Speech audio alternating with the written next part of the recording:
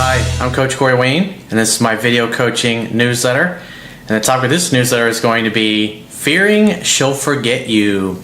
Well, I got two emails from two different viewers that I'm going to go through, and they're both struggling with fear and that little devil on their shoulder that's always saying, hey, give her a call, send her flowers, blow up her phone, send her another email. Don't wait until she gets back to you. And they're obviously unnecessarily sabotaging their own success. But not only does this show up in everyone in general's personal lives, but it shows up in business, your ability to negotiate a good deal when you're purchasing a car or buying a house. In essence, just getting what you want in life. Before we get into it, I got a quote that I wrote on this topic I want to share with you. And it says, when we fear that we are not good enough, not attractive enough, not smart enough, not rich enough, not educated enough, or not talented enough, we often will develop unhealthy attachments to people, circumstances, and things. We literally do not believe or feel that we deserve to have someone want us as much as we want them, or that we cannot have the things in life that we want, because we have developed a limiting belief that we tell ourselves to justify our dysfunctional behavior and model of the world.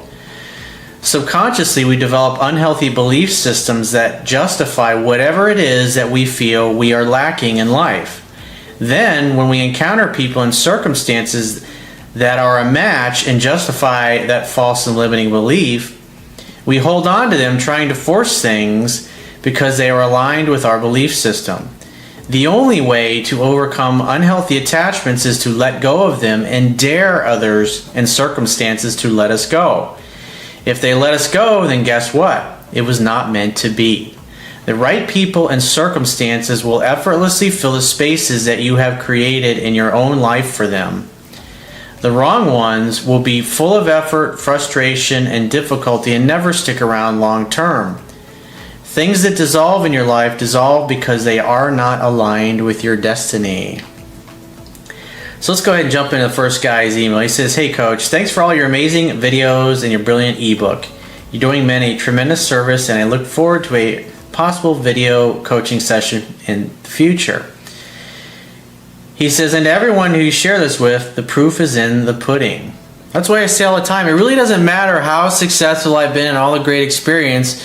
If you're not applying these things in your own life and it's not working for you, then it really doesn't fucking matter. Because to me, the true definition of a good coach is someone that's able to teach things that actually work for people. And that's the beauty. That's why I give all my best information away. People can even read my ebook for free on my website. And they can go through countless articles and over 1,400 something videos now that I've done at this point answering questions. The idea is that the reason I do these videos is I'm going through specific circumstances where people are running into challenges, applying the fundamentals that are in my ebook. The idea is you can watch the videos and learn from them and learn from other people's mistakes, including my own mistakes, and go apply these things in your own life so you can speed up your success and get to a place where you're really happy and you really enjoy your life, you do something that you love for a living, and you get to spend it with the kind of people that you've always wanted to spend it with. But it's a process, and it's a process often that takes a minimum at least 5-10 years, maybe even longer, to really get to a place where you're working the job you want, or you have the business that you've always dreamed of, or you have the kind of friends that you've always wanted to have in your life, or you're making the kind of money that you want to be making. Most people tend to major in minor things, and they're just simply not willing to pay the price and to do the work because they allow their fears, their irrational fears, to overwhelm them and just kind of keep them stuck in the paralysis of analysis all the time. He continues on, he says, as a scientist and with this singular opportunity, I decided to conduct an experiment once I started really watching your videos. I'm not sure that there was a future with this ex-girlfriend, but she's always gotten in touch with me month after month, even when I was acting like a beta male. I figured that if you always get based on what you've always done, what if you start changing things up? Call it a New Year's resolution. We briefly dated in the summer of 2012, long enough for me to chase her away. Nice job. He says, then again, in early 2013, the sex was fantastic and she definitely had strong feelings for me. After she dumped me in early February, she eventually got engaged to another guy, but broke it off this past fall. she started contacting me again, but we went back and forth via text, and thus she never really felt like she had to see me. Because in essence, you weren't acting like you were good enough. And women want, I talk about it all the time, women want a guy who is an alpha male, who looks her in the eye and acts and feels like he deserves to be there. But if you're in a fearful state, if you're fearful she's going to forget about you, if you're fearful you're going to get ditched, all that comes from usually beliefs that you developed in your childhood or from your friends or your family or your peer group, that basically you tell yourself that I'm not good enough, there's no way a woman of this quality, or there's no way I could get that kind of job that I want, or there's no way I could get that person to invest in my company, my business, or there's no way I convince that guy or that company to hire me. And so you don't do the things that you know you need to do. You don't go to the gym, you don't study hard in school, whatever it happens to be. And of course, when you do that, when you're reacting from a place of fear, since you're not taking the actions that you know you need to take, then you look around and you see what's in your life and go, oh, see, of course I don't deserve what I want. Look at all this evidence that's in my life. But the reality is you're not taking the action that you know you need to take. And then when you come across somebody who's not showing up in the way that you would like, you try to force things because deep down you don't feel you deserve it. And so, like for me, when I was younger, I stayed hung up on women that just really had no interest. Because you see too many movies, you think, oh, if you just taste a girl long enough, you stalk her long enough, she's magically going to fall in love with you and want to be with you. The reality is, attraction's not a choice. They're either into you or they're not. And when a woman turns you down or blows you off or really isn't that enthusiastic about you, you need to keep circulating, you need to keep moving. Because when you can walk away from those situations, in some cases, those women will come running after you when they really weren't that into you in the first place, because so few men are willing to do that. He says, she stood me up once and I told her not to call or text again. A month later, in the beginning of December, she got back in touch. My semester, notice how he says, don't ever contact me again, and she does it. He says, my semester finals, and even that didn't discourage her. He says, my semester finals were approaching and I told her she'd have to wait. Nice. You're busy. You got to take care of your purpose and your mission in life. That needs to be first and foremost and paramount in a man's life. Because if you're not happy doing what you love and focusing on your mission and purpose, you're not embodying what masculine energy is. And that's what attracts feminine women to a masculine man in the first place. He says, yet I made mistakes and I kept texting her during finals. It's like, so you tell her one thing, oh, you're going to have to wait, but yet you keep pursuing her and you keep chasing her. That's all driven by your fear that she's going to forget about you, or if you don't stay in touch, if you don't do something, and you ignore the fact that you told her don't ever call me again, and then a month later she calls you. And the whole reason your belief system is what's really driving you, your dysfunctional belief system. That's why it's really important to be aware of your self-talk and what you're thinking internally and what you're feeling internally. He says, when my finals ended, I called her, and later that night she texted me telling that she didn't think it was worth pursuing. You literally talked her right out of going out with you. It's like you tell her, don't ever call me again, she calls you, and then you're like, I'm busy, I got to take care of my finals, and yet you continue to text and you continue to pursue, all coming from the place of, I'm not worthy, I don't deserve you, I'm not worthy. And then after a few weeks, she goes, yeah, you're right, dude, you're not worthy. And therefore, I don't think it's going to go anywhere. You turned her off. The feelings that she had of attraction just totally dissipated because you were constantly acting like you weren't worthy. He says, I got butthurt and told her she was such a fool. Here's where things got really interesting. 2 days later, I ran into her on the street while out for a night with friends.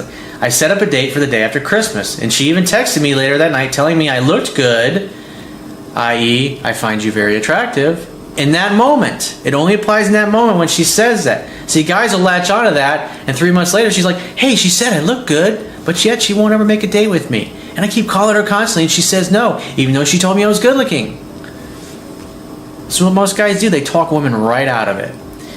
And that she was looking forward to it. I texted, and here's where he fucks up. I texted her in between running into her and the date, and then she ended up canceling. You talked her right out of going out with you because you just couldn't help yourself. I'm not worthy, I don't deserve her, it's just a matter of time before she gets rid of me, and then that is what drives you, and then what happens? She blows you off and gets rid of you, exactly what you feared. What you fear, you will attract. But what you look at disappears. Just like I said in the quote, it's like you got to dare her to blow you off. You got to dare her to forget about you. Because if she does, fuck her. You'll find somebody better. That's just the way you have to approach life. Remember, there's 6.5 billion people on this planet, and no matter what way you're interacting with them, whether in a friendship way, a romantic way, a business way, a career way, there's always somebody else. There's always another company. There's always another opportunity. But you have to circulate. Think about it. What happens if your heart stops pumping your blood? You're gonna die. What happens if the planets stop rotating around the sun?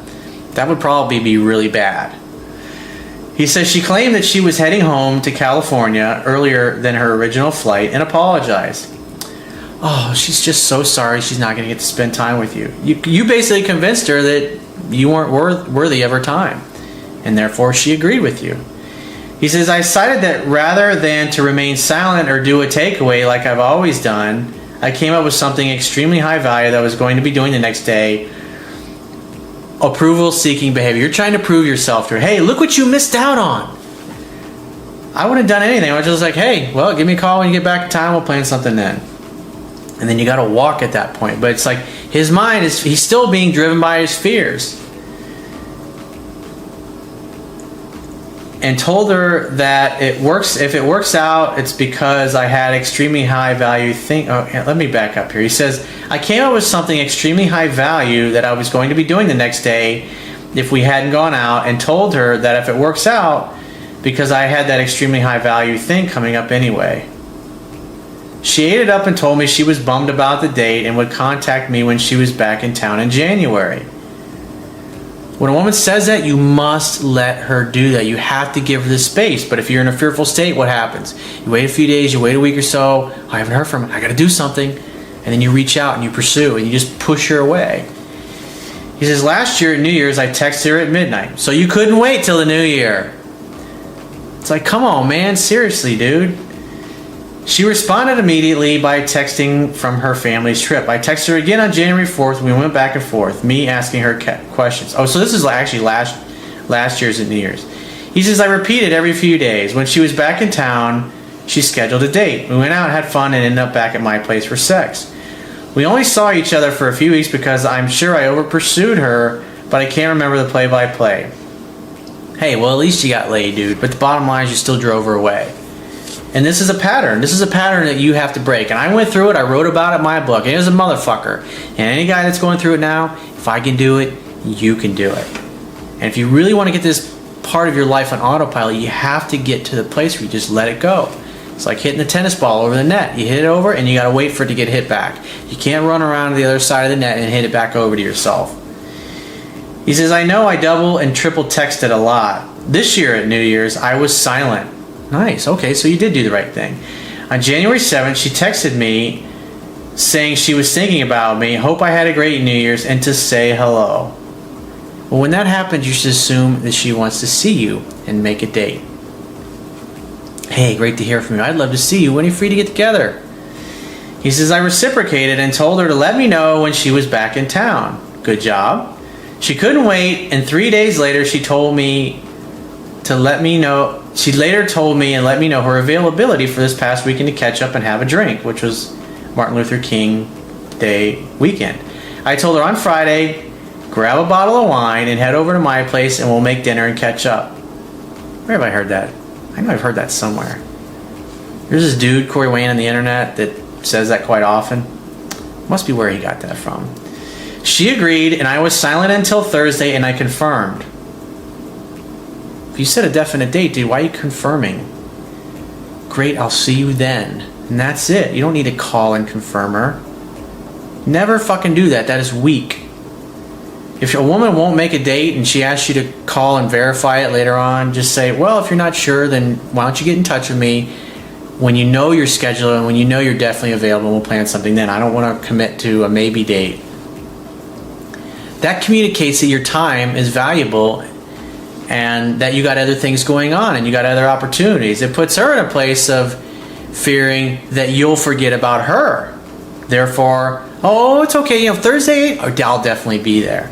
I've had several instances like that I wrote about in my book. He says, and then later on that evening, she asked me red or white wine. I said, surprise me. She came over, we made dinner, caught up, had fun, and had sex. Ding, ding, we have a winner. It's amazing what happens when you actually listen to what I teach. Good fucking job, dude. This is your birthright. This is what you deserve. This is the way things are supposed to be. He says, she left and texted, thank you, and I responded, my pleasure. She said goodnight. 2 very different scripts to get me to the same place in roughly the same amount of time. When a month ago, she said she didn't see anything worth pursuing. That's what she meant in the moment. That's what she was feeling. Remember, women are emotional beings, and she's talking about what she was feeling in that moment. He says, of course, this year was a whole lot less effort. As it is, I don't think pursuing her at all would have worked this year because of all my beta moves. That's scientific proof that your material works. Here's my question. I left last Saturday without contact. Midday on Sunday, I texted, hey, I want to see your sexy smile again. When are you free this week to get together? I wouldn't have done that. Remember, this is a girl that ditched you and blew you off. Why should you pursue her? She reached out to you when you didn't do anything. Current events tend to form future trends, as Gerald Salente says. So why wouldn't she reach out to you again in the future? Remember, it's always better if a woman is chasing you. If she's already demonstrated that she will reach out and call you, then guess what? She'll reach out and call you again. He says, so far it's been over 24 hours with no response. I intend to get in contact again. I don't intend to get in contact again in any way until I hear from her. Good. I wouldn't have contacted her in the first place. I would have let her wonder. She would have reached out to you after a few days. I'm just going to walk and never look back. Now you're getting it. I'm trying to figure out whether she's testing my masculine core. She's butthurt because I didn't reach out the day after sex, even though she texted me on her way home that Friday.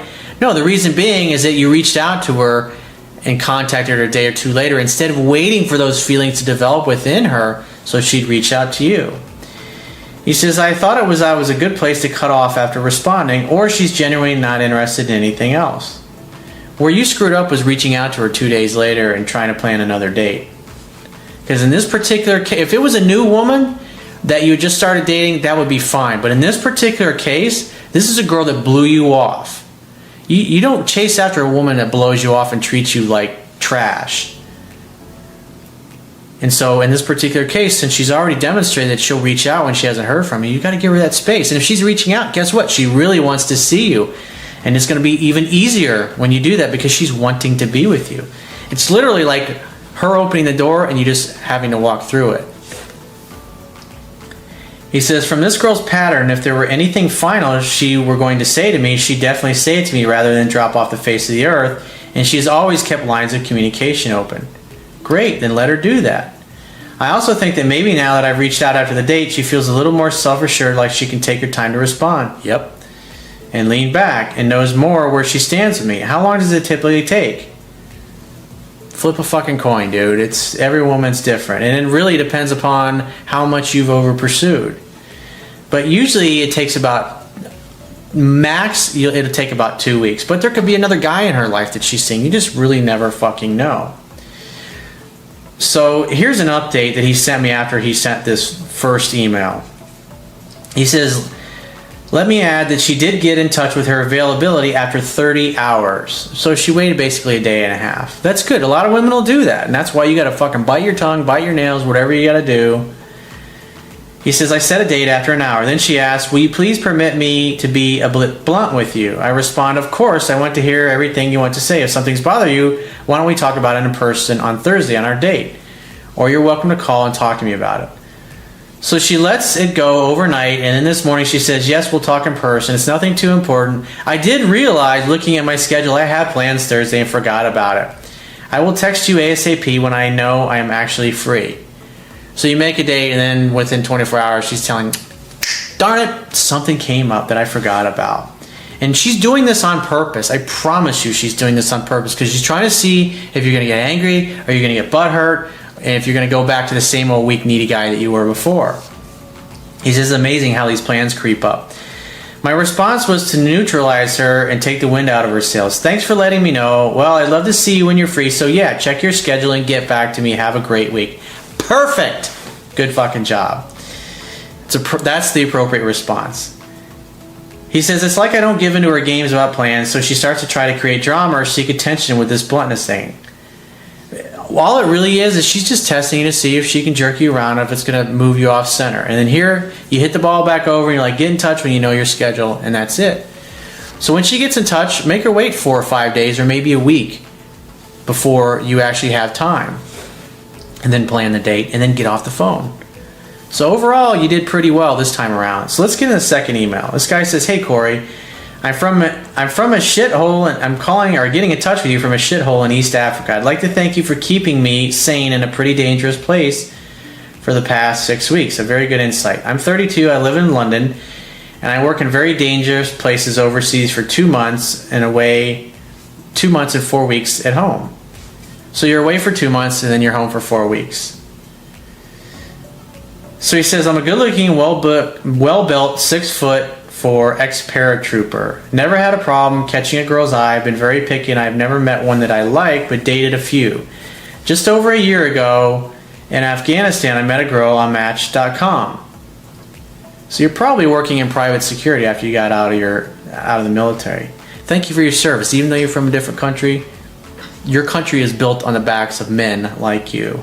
And without men like you, there would be no free country. Even though our politicians are doing every fucking thing they can to legislate all our freedoms away. He says, first date, we were perfect for each other. Stunning looks, even more unique personality. It took me 15 years to find one girl. Well, part of the problem is the way that you were approaching. Every time you met a girl you really liked, you, in essence, chased her out of your life. I used to do the same thing. But the good news is you're here and you're learning. And the past does not equal the future. He says, unknowingly, I did most things right while dating, apart from the texting, playing it cool. She's 25 and fell head over heels in love with me very quickly, and I just went with the flow. She talked about marriage, kids, moving in, spending our lives together, and I wanted the same. Well, remember, when a woman talks about those things, it only applies in the moment that she's talking about it. Being away so much, it broke her heart every time, and in the end, to having to see a counselor having very bad thoughts, I later found out. And because of this, maybe some other things, she would try and split up every couple of months to protect herself. And again, I unknowingly did the right thing, and she would be back with me every time in a few days, with me just thinking she was being immature. It's probably a little bit of both. Probably a little bit of you over pursuing at times, and probably a little bit of her being insecure. But women don't dump guys that they're head over heels in love with. And the bottom line is, you're a fucking badass, dude. You're a fucking paratrooper. Not just anybody. Because I know a lot about the military. I had a lot of friends and family that served, and I coach a lot of guys and militaries all across the world. And that's attractive to a woman. Just the fact that you're going over there doing dangerous fucking things. That's alpha, dude. That's what men are all about. Doesn't mean every guy's got to go join the military, but you're a fucking badass, and that's attractive. That's an aphrodisiac to women. Because if she ever deep down were to feel that she was in any physical danger, she'd know that you would fucking wreck shop and take care of her and protect her. It's a turn on to women. Ask them. Ask anyone what they think about dudes in military uniform. He says, until last time I was away, I got fed up and we agreed to take a break until I could come back to London for good. I stupidly didn't take it seriously, playing it cool, saying, take your time, think it over, maybe date a few people, and see if you still want me. Well, I would never say anything like that. Dude, you're a fucking paratrooper. Come on, man. He says, as I talked to girls in the net, but found out I couldn't go through with it. She, on the other hand, spent 2 months getting over me, dated one guy, but didn't like it, slept with me the first night I was back and went home crying. So I left her for a week to think it over, and the biggest mistake of my life. She went back to him for a second date and slept with him. You gotta love in such a way that the person you love feels free. You gotta have a take it or leave it kind of attitude, because if you perceive yourself as a catch, hey, you guys are broken up, you're not committed to each other. If you give her that opportunity, what'll happen is she'll start testing both of you. And since 97% of guys out there don't know this shit, she'll test the shit out of the other dude and come back to you because she had more time with you. She had a stronger, deeper emotional bond with you. We later met that week, and she told me, which you could say brought my world and future, I thought, had crashing down. I didn't say a word, I just walked for only 2 days. 2 whole days. The communication was always poor, by text too much, which never helped, letting her think I didn't care, believing I wasn't coming home at all, and just stringing her along. I had to go away 2 days later, but before I did, I turned into the worst needy, please wait for me type of